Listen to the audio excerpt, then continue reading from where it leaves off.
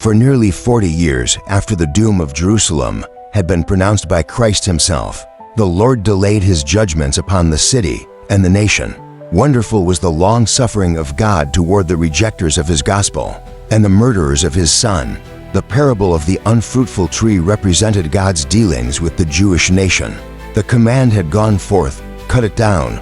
Why cumbereth it the ground?" Luke 13 verse 7. But divine mercy had spared it yet a little longer.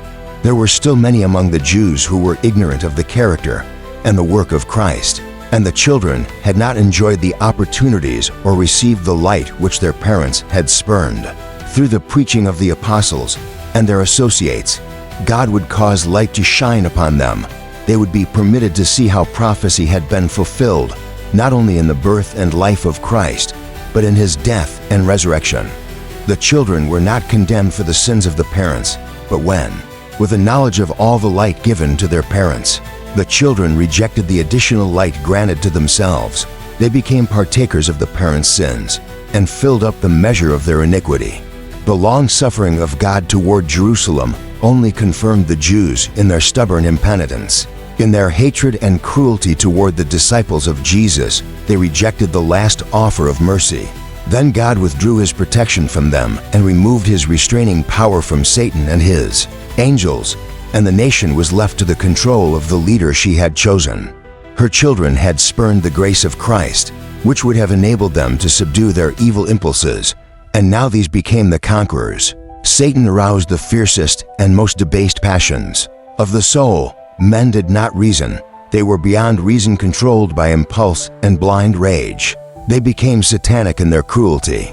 In the family and in the nation, among the highest and the lowest classes alike, there was suspicion, envy, hatred, strife, rebellion, murder. There was no safety anywhere. Friends and kindred betrayed one another. Parents slew their children, and children their parents. The rulers of the people had no power to rule themselves uncontrolled. Passions made them tyrants. The Jews had accepted false testimony to condemn the innocent Son of God. Now false accusations made their own lives uncertain. By their actions they had long been saying, "Cause the Holy One of Israel to cease from before us." Isaiah 30 verse 11. Now their desire was granted. The fear of God no longer disturbed them. Satan was at the head of the nation, and the highest civil and religious authorities were under his sway. The leaders of the opposing factions at times united to plunder and torture their wretched victims, and again they fell upon each other's forces and slaughtered without mercy. Even the sanctity of the temple could not restrain their horrible ferocity. The worshippers were stricken down before the altar, and the sanctuary was polluted with the bodies of the slain. Yet in their blind and blasphemous presumption, the instigators of this hellish work publicly declared that they had no fear, that Jerusalem would be destroyed, for it was God's own city. To establish their power more firmly, they bribed false prophets to proclaim, even while Roman legions were besieging the temple, that the people were to wait for deliverance from God. To the last, multitudes held fast to the belief that the Most High would interpose for the defeat of their adversaries. But Israel had spurned the divine protection, and now she had no defense. Unhappy Jerusalem, rent by internal dissensions, the blood of her children slain by one another's hands crimsoning her streets, while alien armies beat down her fortifications and slew her men of war. All the predictions given by Christ concerning the destruction of Jerusalem were fulfilled to the letter.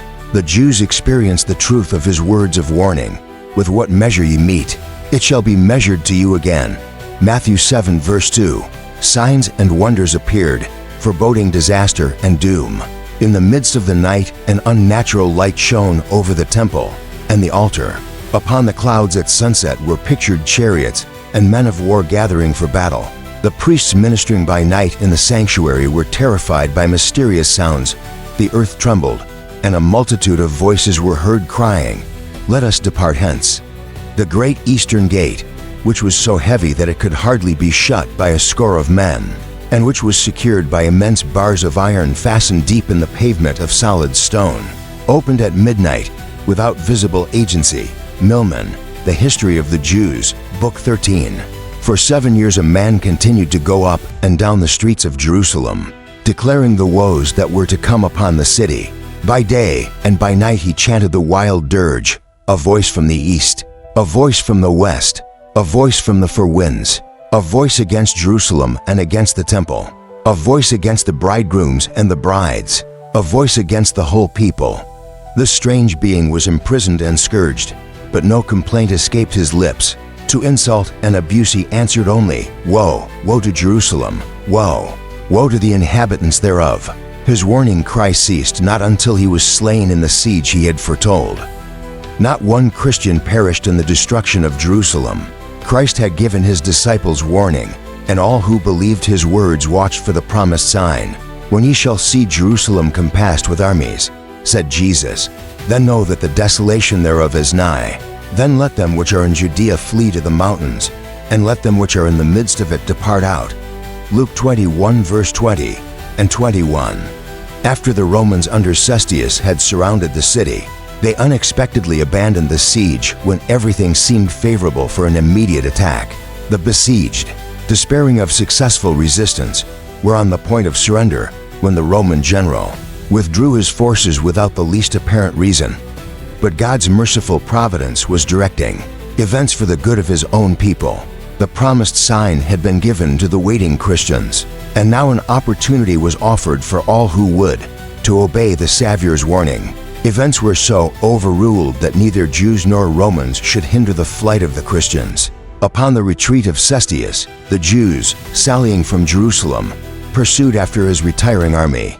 And while both forces were thus fully engaged, the Christians had an opportunity to leave the city. At this time, the country also had been cleared of enemies, who might have endeavored to intercept them. At the time of the siege, the Jews were assembled at Jerusalem to keep the Feast of Tabernacles, and thus the Christians throughout the land were able to make their escape unmolested. Without delay they fled to a place of safety, the city of Pella in the land of Perea. Beyond Jordan, the Jewish forces, pursuing after Cestius and his army, fell upon their rear with such fierceness as to threaten them with total destruction. It was with great difficulty that the Romans succeeded in making their retreat. The Jews escaped almost without loss, and with their spoils returned in triumph to Jerusalem. Yet this apparent success brought them only evil. It inspired them with that spirit of stubborn resistance to the Romans, which speedily brought unutterable woe upon the doomed city. Terrible were the calamities that fell upon Jerusalem when the siege was resumed by Titus. The city was invested at the time of the Passover, when millions of Jews were assembled within its walls. Their stores of provision, which if carefully preserved would have supplied the inhabitants for years, had previously been destroyed through the jealousy and revenge of the contending factions, and now all the horrors of starvation were experienced. A measure of wheat was sold for a talent.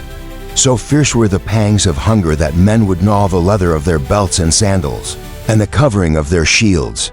Great numbers of the people would steal out at night to gather wild plants, growing outside the city walls, though many were seized and put to death with cruel torture. And often those who returned in safety were robbed of what they had gleaned at so great peril. The most inhuman tortures were inflicted by those in power, to force from the want-stricken people the last scanty supplies which they might have concealed.